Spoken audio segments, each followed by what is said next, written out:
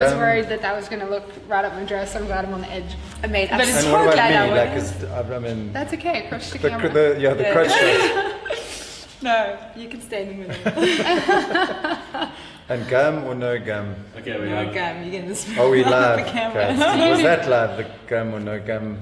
You have to make a choice now. It's going to be weird halfway through. Yeah. It's okay. I'm not going to spit it out on live stream. Okay. Well, thank you everyone for tuning in. I don't know if I'm on the camera or not. I'm always awkward. Thank you for tuning in to the 4th episode of Power Hour.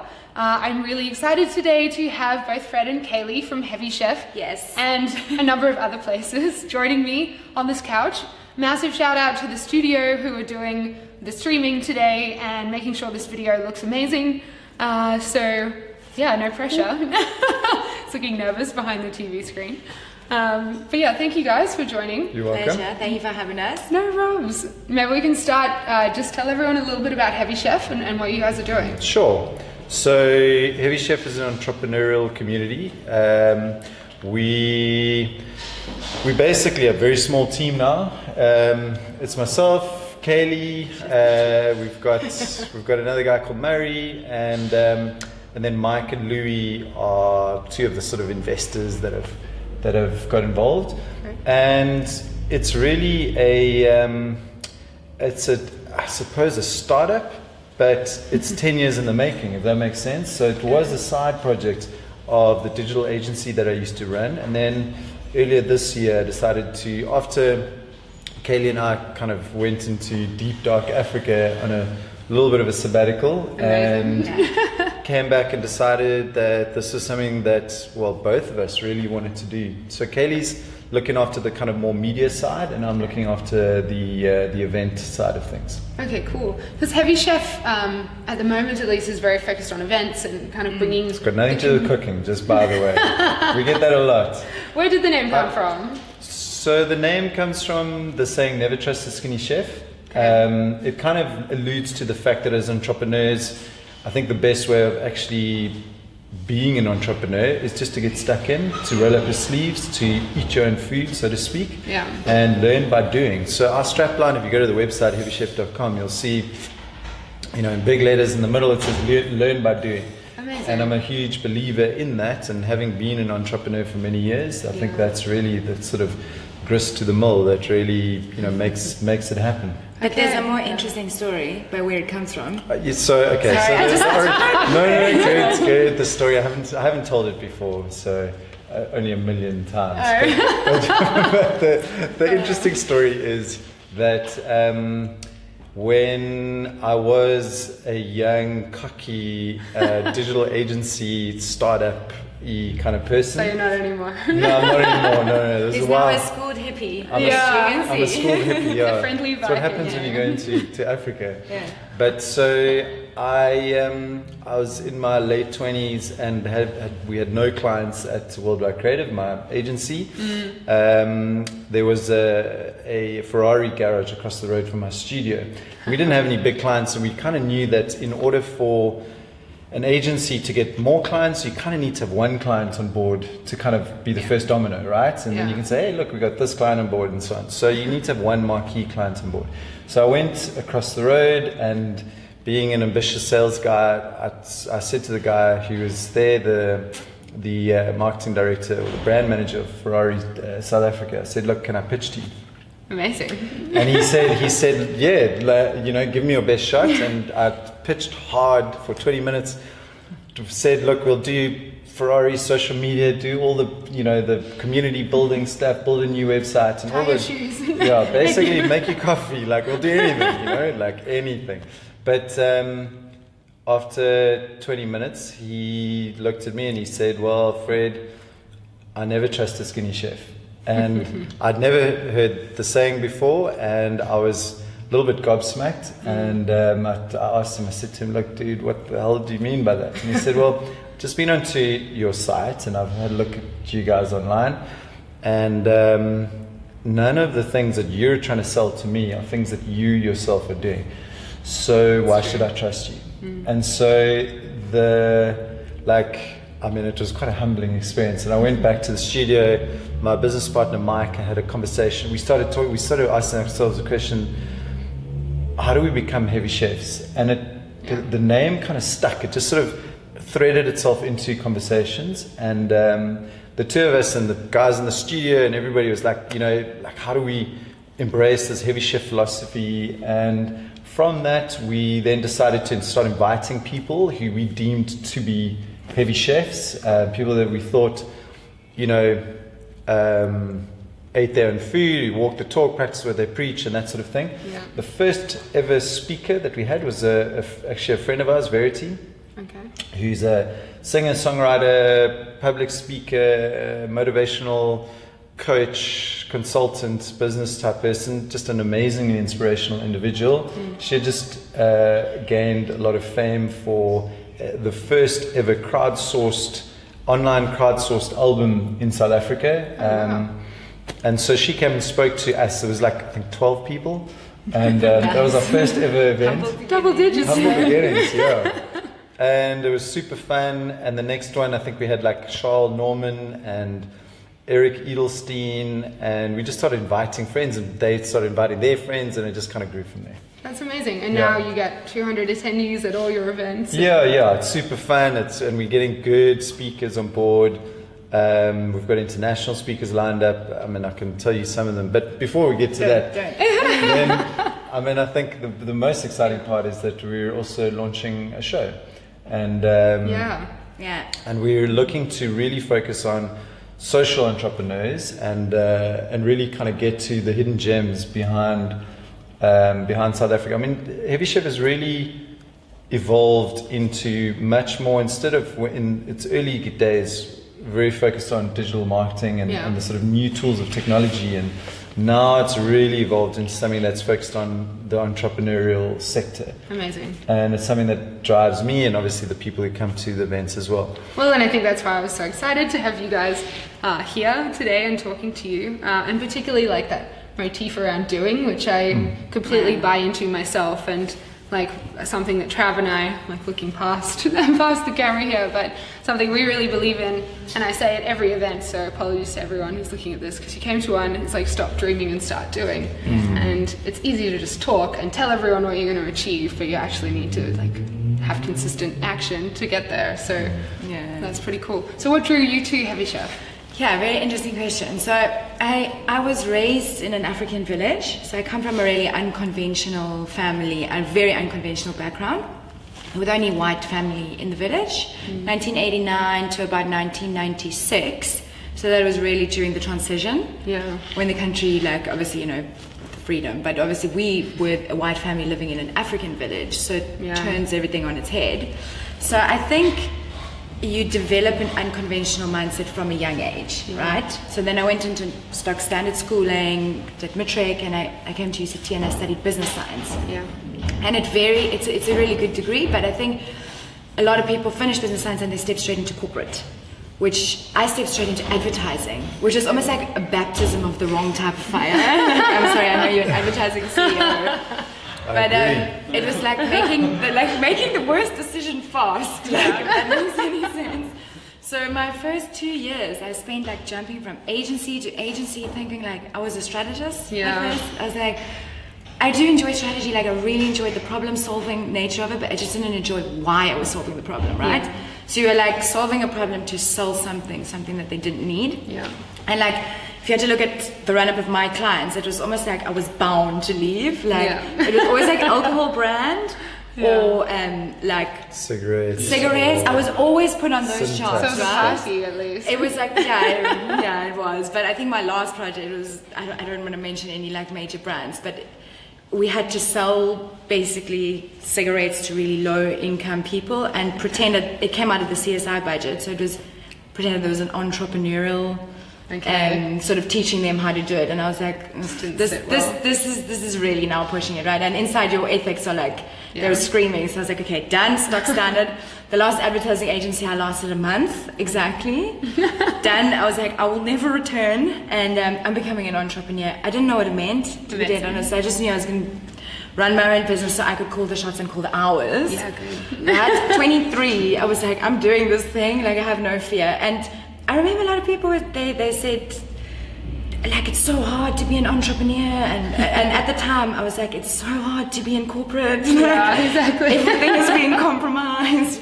So yeah, that was my journey into entrepreneurship, and I was well schooled in my first venture. Yeah. It is extremely challenging, but that was when the bug bit, and I mixed entrepreneurship with presenting, and I started finding this, I don't know, it's like your paths kind of go like this, right? Yeah. You're really passionate about entrepreneurship, and then I was doing presenting, and the presenting was still in the wrong arena. It was like lifestyle presenting. And so when I bumped into Fred at the beginning of last year, and we had more live chats than anything else. It was like, what is the meaning of life? What are we doing here? And like, what are we really like? What is our purpose? Yeah. And I think that was the initial drawing. It was like same mentality, Amazing. like especially in South Africa.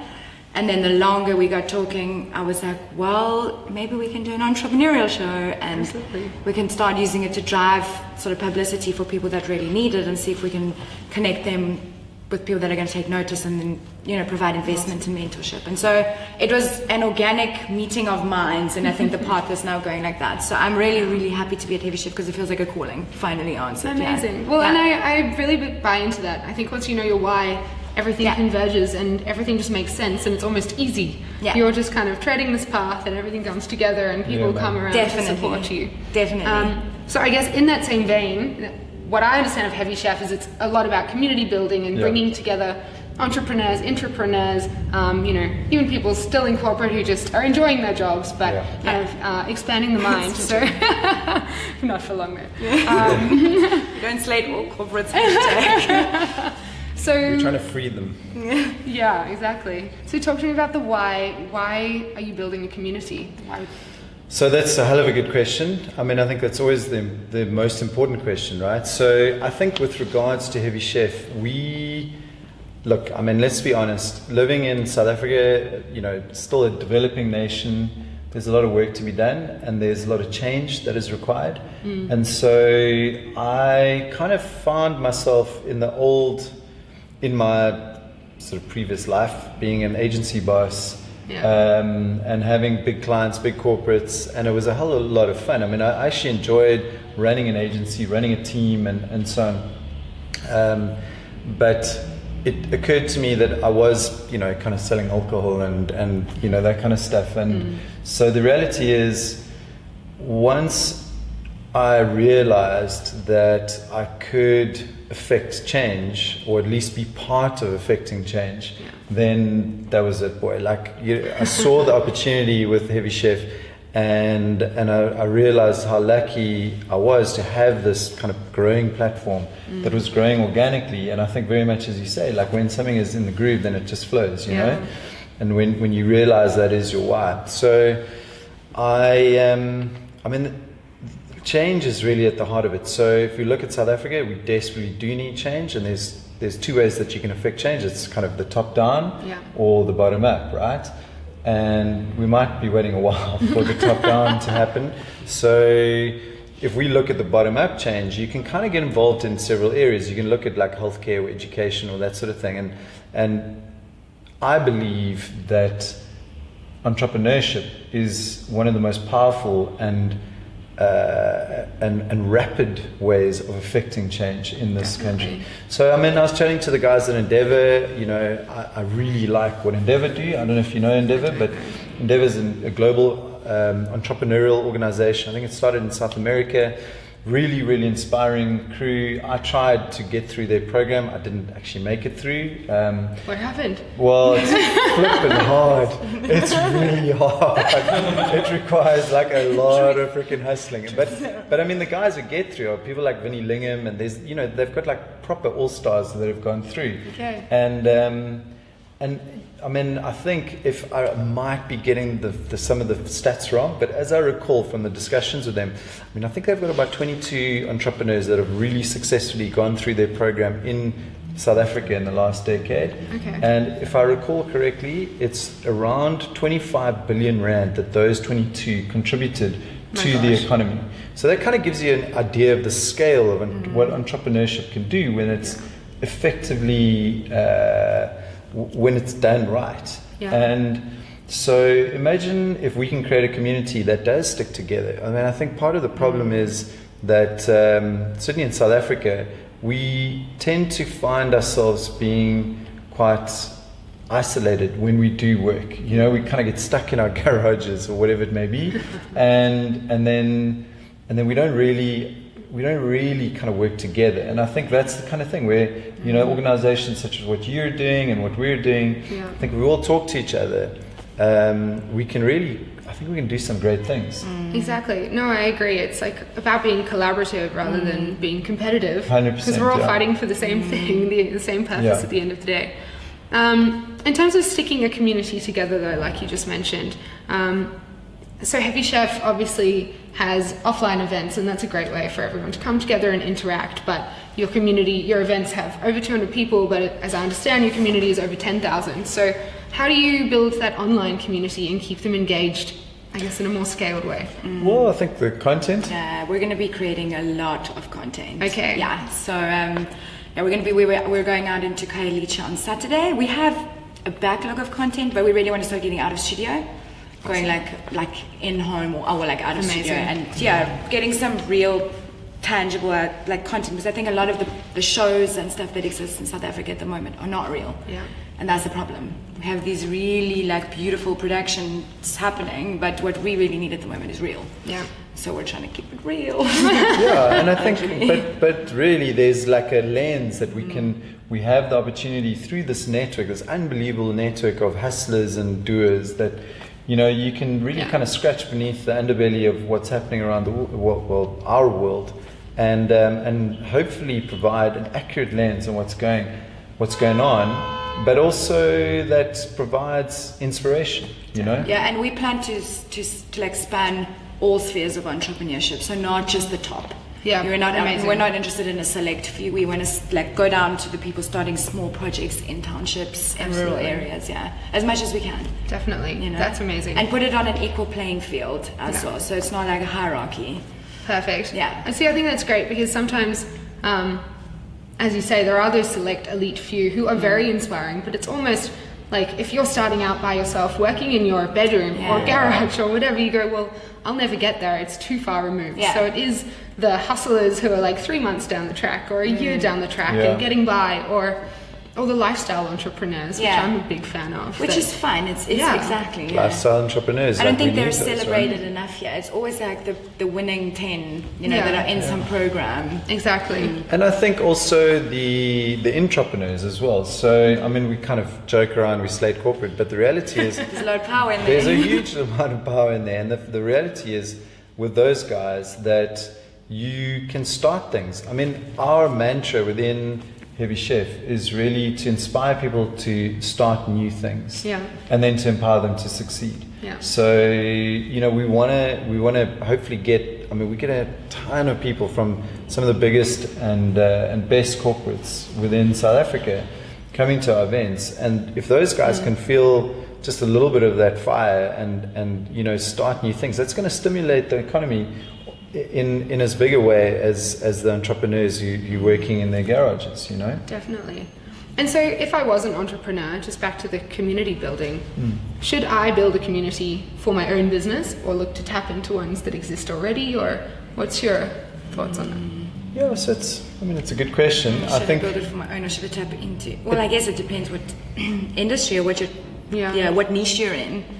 I mean, my feeling has always been with this that you should broadcast your knowledge. I mean, part of the lessons that I've learned through hosting these amazing people over the last 10 years is that there's almost like a pattern to the mechanisms that the entrepreneurs use, and that pattern in just simplistic terms is like, I formulate it as do, learn, share, master. And so do being obviously what we've spoken about, but learn as you do. So iteratively improve, learn, you know, make changes. As you do, you learn, right? Share is that community building thing. Actually share your knowledge. I'm a huge fan of, I don't know if you guys know Jason Fried, the founder of Basecamp, and he has a blog, 37 Signals, and he wrote a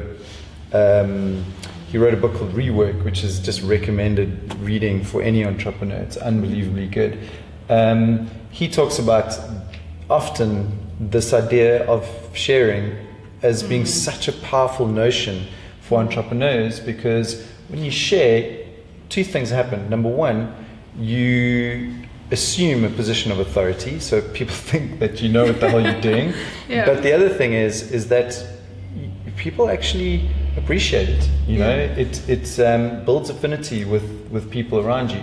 So community building, there's I think a little bit of a trap in that you think you want 100,000 people, which, you know, if you look at any Instagram account, it could be like randoms from anywhere.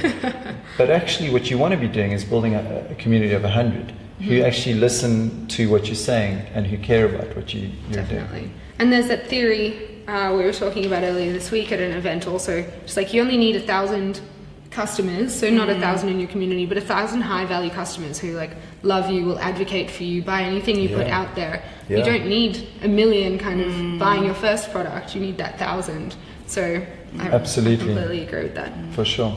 And so what you mentioned what you were doing before Heavy Chef, which was Worldwide Creative. That's right, the digital agency, and you founded that. Yes, yeah. And so I mean, correct me if I'm wrong, but you're taking a bit of a backseat on the agency now and focusing more on Heavy Chef. 100%, yeah. And so how does it feel to almost give up part of the business that you started and shift directions, and how did that come about? Cheapers, it feels like a huge weight on my shoulders, you know? No, look, I mean, I think the one very, very mitigating circumstance is that I've got two unbelievably smart business partners in Mike Perk and Louis Janssen Rensburg. They've walked this journey with me, and I mean, they're just two of the smartest individuals that I know. So it's very handy to have that, and they kind of let me go with their blessing, you know. So that was pretty cool. You're saying they're glad to be rid of you. Yeah, they've actually been doing really well since I left,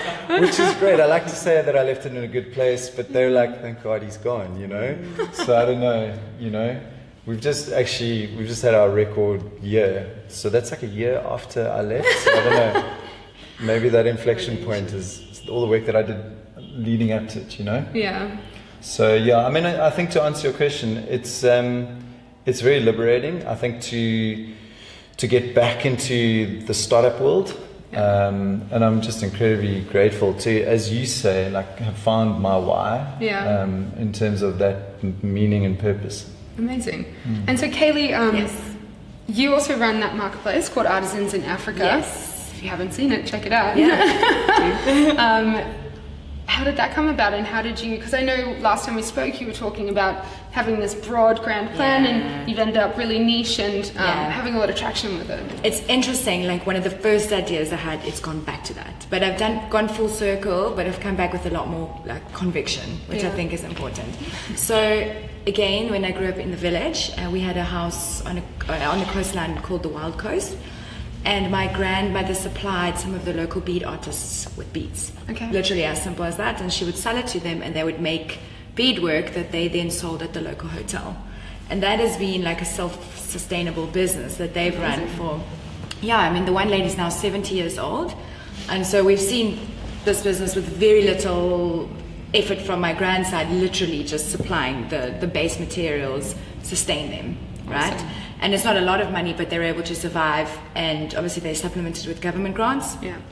But they're doing better than the others in their community. Great. And so there was always something in the back of my mind, like, you know, it feels like a baton passed on from my gran, like you'll help them, but you'll help them in a different way. And so with the digital world, or the digital realm being available to us now, like really freely available to us, and I think I've taken that baton, and ideally the vision was, let's uplift all artisans, because I why not? watched a speech. I found an article by John Kerry that said the artisan economy is the new startup economy. Okay. And that was the line that got me thinking, like, oh, what can we do? Like, there's I no want to change the world. There's no like African Etsy. Like, Yeah. I remember saying to Fred, I'm like, I'm going to create the African Etsy, and he's like, it's really hard, but you must do it. Like, like yeah, Go keep for your going. life, baby. And so. Yeah, that is the vision. And I mean, for 6 months, it wasn't like an overnight thing. I like, literally conducted research like, on the ground, talking to people, figured out exactly what it was that they needed. And it is very much an Etsy model that is needed, but it's extremely challenging. So I plugged at it for about 8 months, like solidly, full time, no salary, just trying to figure, out what we can do as a first step. And we put up a marketplace model in January and tested it with a couple artisans that are quite high end, like really educated, and even they found it really hard to work with because of the shipping. And so slowly but surely I had to lose the grand vision and come back to a very simplified plan. And it's from a bigger marketplace, it's come to how do we actually just uplift traditional Xhosa and Zulu bead artists. So it's coming very much back to my roots. And it almost feels like I should have begun there, but it's okay. Like a year in research takes you back to an idea that you're actually going to work on. So that's it. New products, and we shall create new products. But it's not really just the products; it's teaching business. So we'll use the products as a catalyst to teach business, and also to raise the price of beadwork as a commodity. My gosh, so, amazing. Yeah. So that's really the plan. Awesome. And it's still a marketplace model though? No. Okay. E-commerce. It shan't be, it's pure e-commerce. So we will hold a lot in-house, but a lot of the teaching will be business teaching on the ground now. Okay, great. Yeah. And so I was speaking recently to someone who's starting 3D printing, and I might have mentioned to you. Oh, amazing. Yeah. She's great. So she sees 3D printing, and probably in a similar way to you, as being a very accessible way for people, around South Africa, regardless of circumstance, to move into business and become entrepreneurs. And so I guess to both of you, what are the other technologies, or what do you see happening in the next few years or even further that's going to either be blow our worlds, blow our minds and blow our worlds? I mean, the one thing that we said when we stood on a hill in Transkei, when we produced a film on One Bead Artist in December, we stood on the top of like rural like Transkei, rural Africa, and said if we could just get a mobile phone to these people, if the marketplace model were to work, there's couriers that go rural, if people really produce products, we could just connect the dots now. And with mobile technology, and I mean, as you always say, mobile is advanced in Africa, I think there's a lot of things you could do. Amazing. Through mobile. Yeah, look, I mean, cheapers, where do you start with that? There's so much stuff. As you know, our next Heavy Chef event is all about the fourth industrial revolution. Break it. Yes. Well, actually, best you get your tickets fast, because I think it might even be sold out already. But the truth is, it's on Tuesday. It features Rich Mulholland, who's entrepreneur, author, ex-roadie, rock star. He's just a confidently South Africa's best public speaker. Amazing. And then another guy who's just one of the smartest individuals you'll ever meet, a guy called Mark Rogachnik. He's a clinical psychologist doing his PhD at the moment, and he's going to share some of the results of his dissertation, which is all about the characteristics required to tackle the fourth industrial revolution. So I mean, it's just an incredible kind of double header, and they're going to share some of their thoughts and perspectives on all these new technologies. And I think so we won't ruin their I can tell you my view on it is that at the end of the day, I mean, there's a lot of stuff going on. I mean, if you look at this so-called fourth industrial revolution, it's essentially this symbiosis of the digital, physical, and biological worlds. And I mean, it's thank you for that. It's like, and then you've got within that just this convergence of everything, and the head of the World Economic Forum, this German guy called Klaus Schwab, he's gone on record now. He talks a lot about the fourth industrial revolution. He says the reason why it is called the fourth industrial revolution, it's not an extension of the third one, is because of the velocity at which change is happening, and the scale at which it is happening, as well as the impact that it's happening, or that it's affecting. So you look at the fact that, I mean, you take those three things, like velocity, I mean, the fact that things are happening so rapidly, you know, it's affecting everybody. So big, small, it doesn't matter. If you're looking at Africa or the developed nations, there's so much stuff going on with nanotech and, you know, blockchain and drone technology, and, you know, in every single industry, stuff is going on that's just blowing our worlds. It's going to look totally different in 5 years' time than from now. So the speed of change is just phenomenal. The scale at which things are happening, when you look at the fact that, you know, I mean, Uber has taken less than a decade to reach a market cap that, you know, in terms of a transportation company, that's bigger than General Motors, that's like 100 years old. You know what I mean? That's just insane. So that kind of scale that's happening so quickly, I mean, you look at Sam Paddock, right? It's a local example within 10 years, and he's, you know, he's doing this ed tech company. Yeah, we can, I suppose. Yeah. So he's our next Heavy Chef speaker, so you can go and buy tickets to that. Yeah. All right. And I think, you know, he's just amazing. He's just such an unbelievably humble, awesome, smart, and inspiring individual. Yeah. But he's managed to build something like that from, you know, the southern tip of Africa that has global impact. Yeah. That's the kind of opportunity that we're seeing. And then the impact, the actual, the way it's just disrupting huge industries. I think that's also, I mean, it's incredible how, you know, I mean, just ask anyone who used to work at Kodak or Blockbuster, you know, what that sort of impact actually means. You're looking at, I think Kodak had something like 200,000 people employed in 1998. Now it's like nowhere, you know? Yeah, exactly. Well, and Nokia used to be a wood mill. Yeah. Like, things have just changed dramatically. Make boots and that kind of thing. Yeah, exactly. Well, I think we're definitely in for a ride. But I think a lot of our listeners, watchers, are first-time entrepreneurs.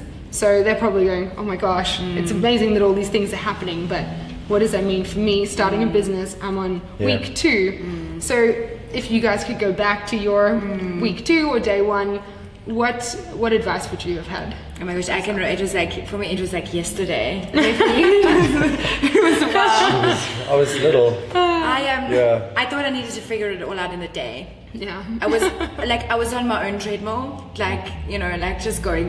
Like for the first 6 months, I think I hardly slept, because for some reason when I stepped into entrepreneurship, it was all of a sudden a race to get there. Yeah. And that's the one thing I would tell my 24-year-old self not to do ever again, would be to jump in the race. Like, take the time, take time to like really internalize the learnings as well. It's really not a race.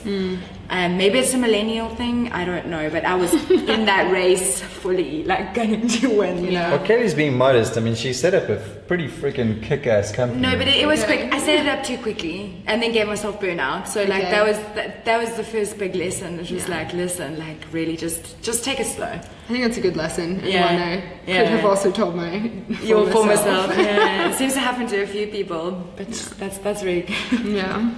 Look, from my side, I think that the answer lies in what we've already spoken about, and that you try and, like you say, find your why. Like, if you can do something that is meaningful to you, that you actually enjoy doing, and that you find some kind of purpose and fun out of, then that hustle, that, you know, because it's always going to be a hustle, right? You're never going to get rid of that. It's always going to be hard. Like, being an entrepreneur is freaking hard. Yeah. So if anyone asks me, like, you know, like, what I have to do, you know, should I become an entrepreneur? I'm like, no, dude, like, go back to freaking normal jobs. Like, you do not want this. You don't want that. I know. You don't want this kind of pain. But if they come back then after that and they still say, you know, how do I become an entrepreneur? Then it's like, right, like, you're an entrepreneur. Like, you know, if you define the pain in such detailed circumstances and they still want to do it, then yes, do it, because it's super fun. And it's hard work, but it's